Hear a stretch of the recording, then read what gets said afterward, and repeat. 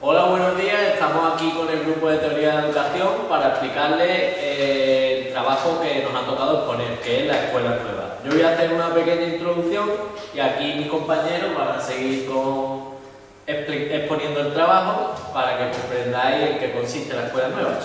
Bueno, la escuela nueva es una corriente pedagógica que trata de cambiar el rumbo de la educación tradicional e intelectual, dándoles un sentido vivo y activo. Promueve un proceso de aprendizaje activo, centrando en el estudiante currículos relacionados con la vida del niño, calendario, sistemas de evaluación flexible, etc. La escuela nueva surge como respuesta a los problemas de ineficacia interna y baja calidad de la educación en escuelas de escasos recursos. Esa es la introducción y ahora os dejo aquí con mis compañeros. Yo hablo de metodología de la escuela nueva. Individualización. Todo proceso de enseñanza-aprendizaje debe ser individualista, es decir, que hay que tener en cuenta la necesidad del niño en particular. Socialización. Se pretende educar al individuo para la sociedad y surge la radical necesidad de asociar para vivir, desarrollarse y perfeccionarse. Autoeducación. Considera al niño el centro de toda actividad escolar. La causa principal debe ser su saber. El último punto es la globalización de la enseñanza surge de la teoría gestáltica. Como sujeto percibe las cosas en su totalidad, los contenidos de la enseñanza se deben organizar en naves globales o en centros de intereses para el alumnado. Doy paso a... Voy a hablar sobre los principios de la escuela nueva. En la escuela no solo se transmiten conocimientos, sino que se aprende a través de la experiencia. Promovían los semi-internados. Las escuelas deben estar cerca de la ciudad, cerca de los centros de producción. Se distribuye al alumno en grupos, que en un principio no existían por el criterio de edades. Practica la coeducación de los sexos. Se concede especialmente importancia a los trabajos manuales, taller, cultivo del suelo, cuidado de los animales domésticos, etc. Se fomenta el trabajo libre y por grupo. Se incluye la actividad física como contenido curricular importante. Apela a la conciencia moral y los deberes cívicos. Despreciaban los valores religiosos. Utilizaban lo menos posible los premios y castigos. Y se aprende haciendo y experimentando, y no como el intelectualismo. Doy paso a mi compañero Ángel. Bueno, yo voy a tratar sobre los aspectos fundamentales de la escuela nueva y empiezo. En un comienzo, la escuela nueva se destaca por una etapa denominada etapa romántica. Rousseau expresaba que el primero de los derechos de esta nueva institución era la libertad y manifestaba contra la enseñanza escolástica con rigidez y severa disciplina.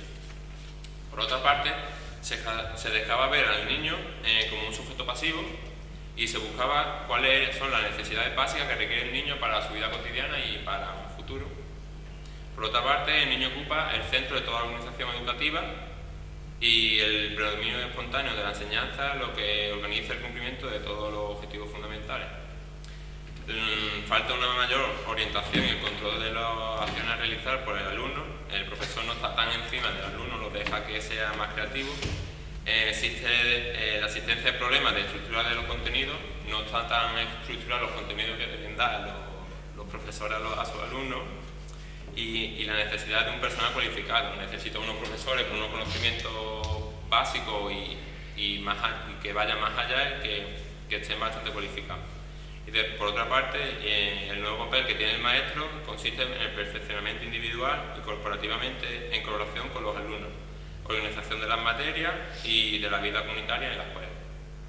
El papel del maestro de la escuela tradicional era esencialmente autoritario. Esta vez la escuela nueva renueva esta situación del maestro y manda a la situación del alumno en una posición activa ante el aprendizaje. La educación debe basarse en los intereses infantiles. Entonces el profesor debe elaborar diversas materias de forma que despierte el interés del alumno. Y ahora le voy a dar paso a mi compañero Juanga, que va a hablar sobre el objetivo de la escuela.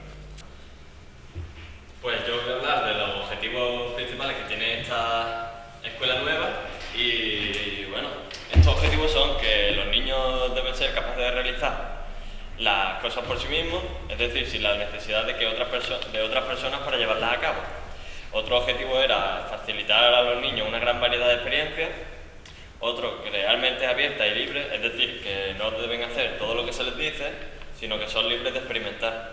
Otro es desarrollar técnicas de observación para llevar a cabo actividades en las cuales los niños sean capaces de observar lo que les sucede en el medio que los rodea. Otro objetivo es establecer una relación continua e interpersonal con el medio, que es decir, que el niño debe familiarizarse con lo que sucede en su entorno más cercano. Y por último, alcanzar una mayor creatividad personal, es decir, que el niño, a través de su imaginación, puede desarrollar una gran creatividad. Bueno, pues ahora os voy a dar una introducción a una entrevista que le hemos hecho a un profesor de aquí de la universidad, relacionándolo con la escuela más tradicional. Espero que os guste y nada, ahí os dejo una.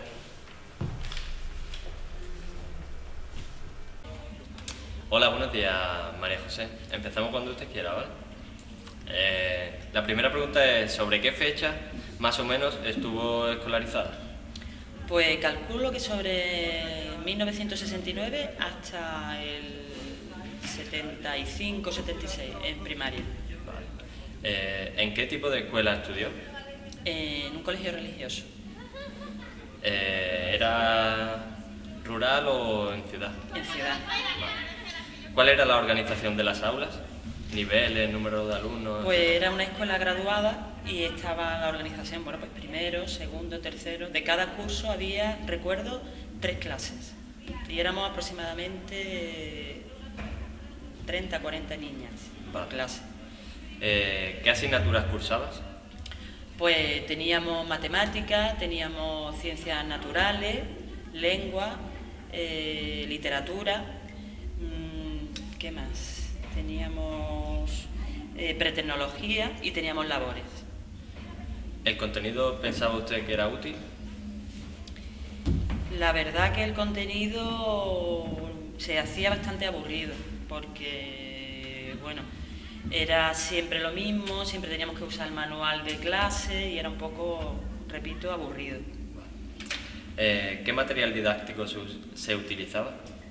Pues utilizábamos en la asignatura como matemática, por ejemplo, lengua y literatura, pues libro, cuaderno, lápiz, porque hasta que no tuvimos ya 12 o 13 años no nos permitían escribir con bolígrafo, goma, sacapuntas y cuadernos. ¿Qué metodología utilizaba el profesor? Bueno, pues la metodología era sobre todo magistral. Ellos daban clases magistrales, daban sus explicaciones y lo que exigían que nosotros memorizábamos el contenido, que nos preguntaban a través de exámenes escritos. Actualmente los maestros se suelen centrar en los intereses de los alumnos. ¿Ocurría lo mismo en su época? Yo creo que no, que ellos cumplían solo con su trabajo, que era explicar los contenidos de los libros y que nosotros reprodujéramos de memoria o por escrito lo que estaba en el libro. Vale. ¿Eran las formas las más adecuadas y la formación del maestro? Pues las formas, ¿te refieres de los maestros hacia la alumna? Sí. Yo recuerdo que en concreto los profesores o las profesoras seglares sí eran bastante cariñosas y sí eran como mejores profesoras, pero el recuerdo que tengo de las profesoras religiosas no es tan bueno, era un poco desagradable. Vale. ¿Realizaba actividades extraescolares? Sí, y además eran las más divertidas, era el momento del día donde realmente yo estaba a gusto, como por ejemplo el recreo, excursiones, íbamos mucho a Granada, por la ciudad de Málaga también salíamos. Vale. Yo creo que era donde más he aprendido. Vale. ¿Qué forma de evaluación había? Pues la evaluación se hacía a través de los exámenes, la nota que sacáramos los exámenes escritos y orales, nada más. ¿Recuerdas alguna experiencia que le haya impactado o llamado la atención? Bueno, pues recuerdo un poco cómo se dirigían las profesoras de una manera diferente a las que éramos alumnas externas y pagábamos a cómo se dirigían a las alumnas internas, que no pagaban, que estudiaban con becas. ¿Que había una especie de diferenciación? Había un poco de clasismo y cierto desprecio hacia las alumnas becadas. Vale. Por último, ¿piensa que la escuela tradicional tiene alguna ventaja respecto a la actual? Ninguna, no le veo ninguna ventaja, para nada. Pues nada, muchas gracias por haberse molestado en participar en la entrevista y nada, gracias. Vale, de nada a vosotros.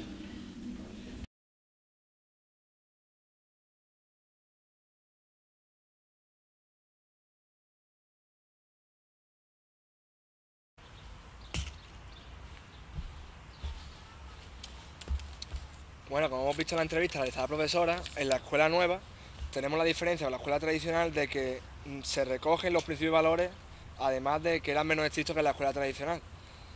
Y la escuela tradicional tenía la distinción de que era mucho más estricta que la escuela nueva. El currículum impartido por los profesores en las clases era fijo, porque ya estaba impuesto de años atrás. Se recogía en un libro el manual y se seguía eso durante todo el curso. Así año tras año hasta que había un tiempo ya en el que lo cambiaban.